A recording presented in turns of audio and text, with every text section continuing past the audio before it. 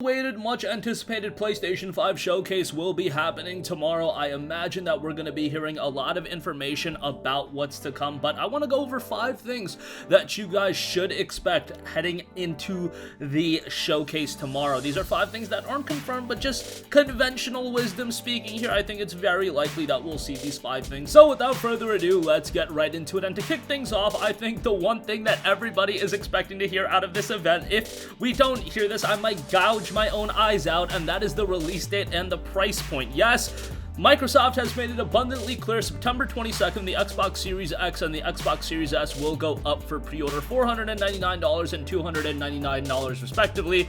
I really do believe that Sony was holding out until Microsoft made their official announcement so they could gauge what kind of price point they should bring their console at, and now that that is public domain, Sony will be going forward and announcing their price point as well, and especially the release date. I think it makes a lot of sense for a November 13th release date. Do keep in mind that Sony has a partnership with Call of Duty and Activision, and Call of Duty, Black Ops Cold War, that will be releasing on November 13th, so I think it makes all the sense in the world for Call of Duty Black Ops Cold War to be one of the big launch titles. I know Call of Duty to a lot of you guys isn't something that notable, but I mean, it's Call of Duty at the end of the day. It's going to sell millions of copies, it's going to do really, really well, and that game to be around the launch of the PlayStation 5, even if it's not the heavy hitter, I think that is something that'll hold a lot of weight for a lot of people, so I do expect to hear that. I mean, if we don't hear this at this event, I just don't know what to do, and I'm kind of scared that we won't, because how they illustrated it on the PlayStation blog when it comes to this showcase, it was really centered around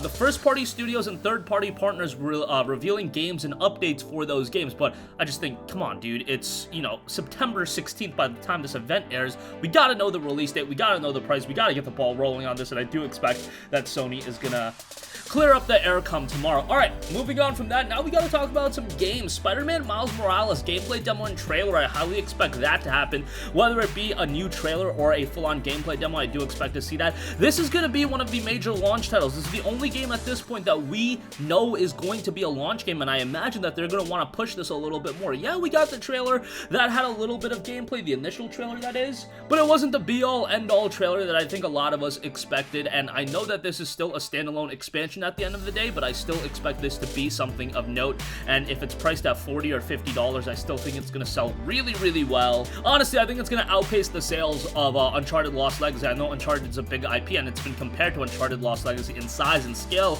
and things of that nature, but I do think there's more anticipation in Miles Morales, especially because Miles Morales at this point in the Spider-Man universe is a pretty iconic character, and Spider-Man itself, a very notable IP. Maybe it won't outsell Uncharted Lost Legacy right away, because you have to think about there's going to be less PlayStation 5s out there than PlayStation 4s that were out there when Uncharted Lost Legacy released, but you get the idea. I just think there's more buzz, anticipation, and hype around Miles Morales than there was for Uncharted Lost Legacy. Alright, next up, another one that I think is highly likely to be there, Demon's Souls gameplay trailer and or a demo. Demon's Souls, we got that cinematic trailer, but I think it's due for a full-on gameplay demo. I do expect this to be a big launch title or a launch window title. I'm crossing my fingers that it'll be a launch game, but I think more likely it's going to be a launch window title, which isn't going to be the end of the world, but Demon's Souls is definitely going to be one of those games that comes out early on the PlayStation 4. I think Sony should assess what Bloodborne did for the PlayStation 4, because Bloodborne really took the PlayStation 4 to another level. I don't know if you guys remember back in early 2015,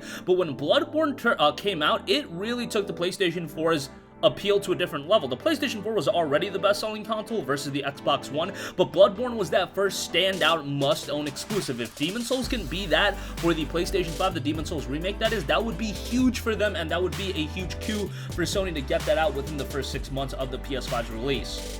But this is one that I imagine is going to come out relatively soon, just because Bluepoint Studios, the development studio behind it, has been hard at work on this for a long time, going back to early 2017. That's when the Shadow of the Colossus remake came out, so I imagine that this started development shortly after, or maybe even shortly before that actually came out. So bear that in mind. This has been in development for a very, very long time, but I'm sure Bluepoint, working on a game like Demon's Souls, yeah, it's going to take them a long time to do a game like this justice, but 3.5, 4 years, you know, I think that's enough time to get the game out at a suitable level level and, you know, really deliver on a Demon's Souls remake. Next up, I think it's obvious that Square Enix and Sony have a very strong partnership. We've seen it with the Final Fantasy VII remake, in that the Final Fantasy VII remake is a timed exclusive for the PlayStation 4, and I think you're kidding yourself if you think that Sony doesn't have other third-party agreements, especially with Square Enix in the works, and I think one of those agreements is going to lead to the release of Final Fantasy XVI as a timed exclusive on the PlayStation 5. Square Enix, also bear in mind that they have that deal with Marvel's Avengers with Sony, so it seems like Square Enix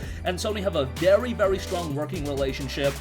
And I wouldn't be surprised at all if Final Fantasy XVI was a part of it. I think Final Fantasy XVI will ultimately be released on all platforms, but I do think it's going to end up being a PlayStation 5 timed exclusive. And you know, it's been a while since we saw Final Fantasy 15. Yes, we've had the Final Fantasy 7 remake. Yes, we've had, you know, Final Fantasy 14 and its expansions. However, the Final Fantasy 14 team is noted to be working on something new. They're hiring for a project that has gone into full development, and a lot of speculation is to be believed that that is Final Fantasy 16. And that idea is incredibly promising, because Final Fantasy 16 being done by the Final Fantasy 14 team, sign me up for that, because Final Fantasy 14 has been absolutely incredible, and the thought of that team doing a full-fledged single-player Final Fantasy game, hell yeah, that is going to be fantastic. If you've actually played Final Fantasy 14, you might know that that game has an incredibly strong story. It's not just an MMO that's about grinding and everything like that. It has an incredible narrative, and them to take their talent and, you know, implement that into Final Fantasy 16, I think that's incredibly exciting. There was that idea that Project Athia, the already announced game from the other PlayStation showcase, would be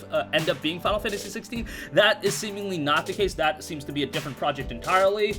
And I know it's easy to meme on Final Fantasy 16, you know, it's Square Enix, we're not going to get this game until 2030 or something like that, and yeah, that might be the case, but I still do fully expect Final Fantasy 16 to be announced tomorrow. Maybe that's hedging my bets a little bit too much, but I think it's about time we see a new Final Fantasy, since it's been, what, almost 4 years since the release of Final Fantasy 15? Makes sense we see the announcement of a new one. And lastly, I do think we're going to get some sort of PlayStation franchise revival as a PlayStation 5 exclusive for the PlayStation 5, I should say. And I do expect this to be a launch game. This has been a rumor that's been circulating for quite a while by a lot of reputable reports. And as far as the franchise revival goes, I'm thinking it's going to be a new SOCOM game. Maybe I'm getting a little bit too excited, pushing the cart before the horse, but I think all the signs are there to a new SOCOM game. Guerrilla Games, the studio that worked on Killzone, remember, they're working on Horizon Forbidden West, but they're also a large studio where now they're working on 2 games. At least that is the belief.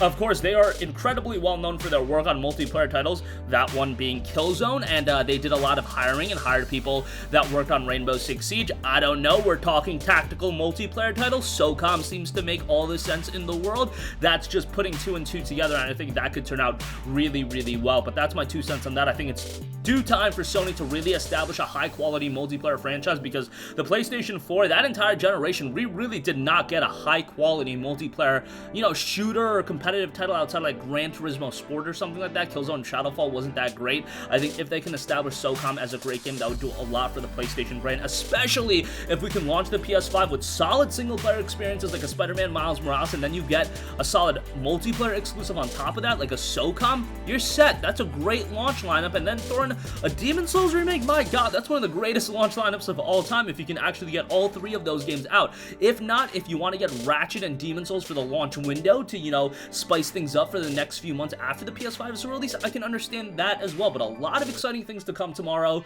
I think it's going to be a great show, 40 minutes of updates and content. So that's going to conclude this video. Sound off with all of your thoughts in the comment section down below. Thank you for watching, and goodbye.